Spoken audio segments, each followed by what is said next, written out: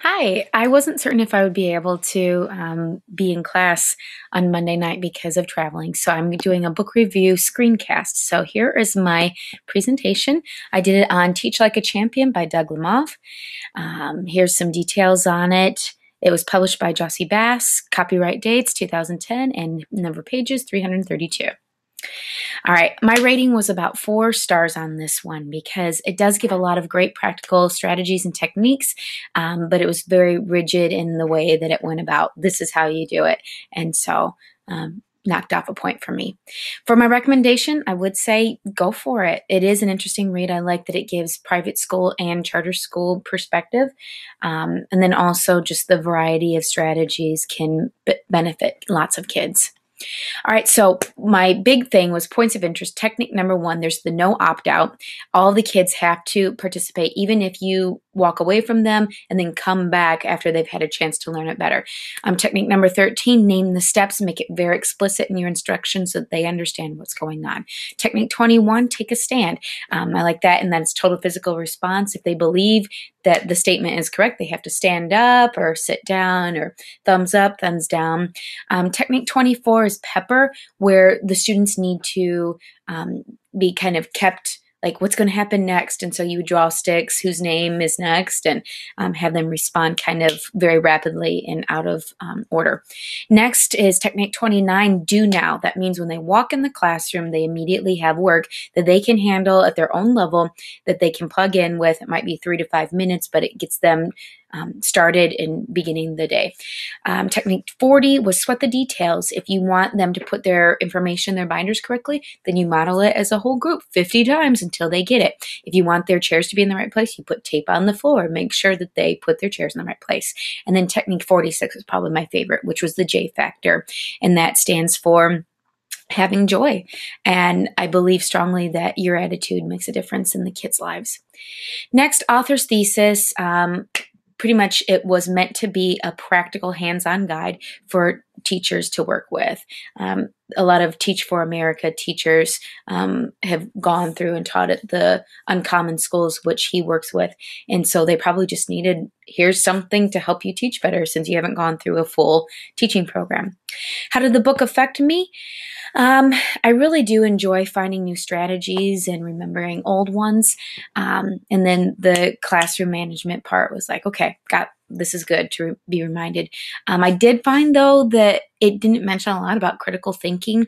And so it seemed based on, recall this fact, bring it back. And so that one didn't appeal to me as much. Previous ideas and changes. What stayed the same was the idea of providing consistency for the kids to help them flourish. Totally believe that. What did change was that I am more open to a couple different strategies that I wouldn't have tried before because he put the rationale out there in a really good way. Next, in relation to my work, since I work with English language learners, my teaching needs to be very, very explicit and laid out for my students. And I like that he was explicit in sharing about his techniques. Personal experiences, my part that I identify with the most, as I said earlier, was the J factor. I feel that by being positive and upbeat with my students, it helps them to have a great attitude about their learning. And I want that greatly. Next, the effectiveness of the author's argument. I am a list maker myself, and he really brought his points together in a way that spoke to my mind. So I liked the format of the book, and he swayed me on quite a few points. Then the soundness of his conclusions, I didn't agree with everything, but I did question the rigidity of some of those strategies that he was propagating. And then I was also concerned about the lack of strategies to encourage critical thinking since it was so much recall. And then his thoughts on student free reading time brought up some concerns, and I'll share one of my quotes about that. The practicality of recommendations, pretty much all of the strategies you can say, okay, this is what you do, here we go. Although I found it very funny that sometimes the strategies that were being focused on in the DVD part, you wouldn't always see the kids doing other strategies that were supposed to be happening 100% of the time, like pay attention to the teacher. And so just funny like that. It is reality. Increase of knowledge. The book was not a waste of time to study, although experienced teachers will probably be like, yeah, some of this totally no-brainer, but I still like to be reminded of what it means to teach like a champion. So here are some of my points. Page 255, he describes Drop Everything and Read is a program that fails the accountability test of meaningful reading because of the teacher not being able to constantly monitor productive reading in all students. And he prefers more kind of the popcorn style of reading where one student starts and then another student does it, because he says that all of them are reading.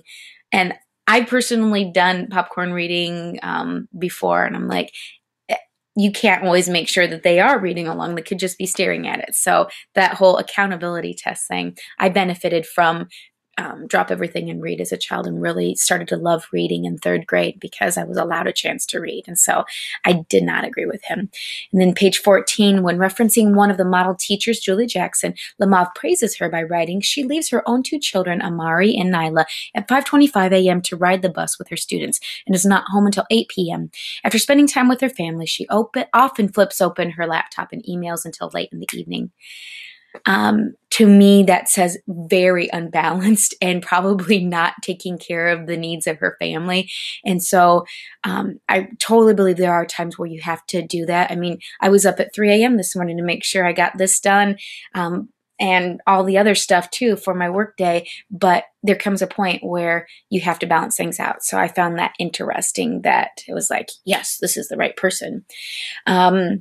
And then references to memorable points. My last one was page 54. Assuming something is too hard or technical for some students is a dangerous trap. And with working for English language learners, I have to constantly remind myself and others that we have to dream big for these kids because they're capable of so much, and we need to give them credit for that. In conclusion, thank you for your time. The screencasting was provided by Screencastify. Thanks.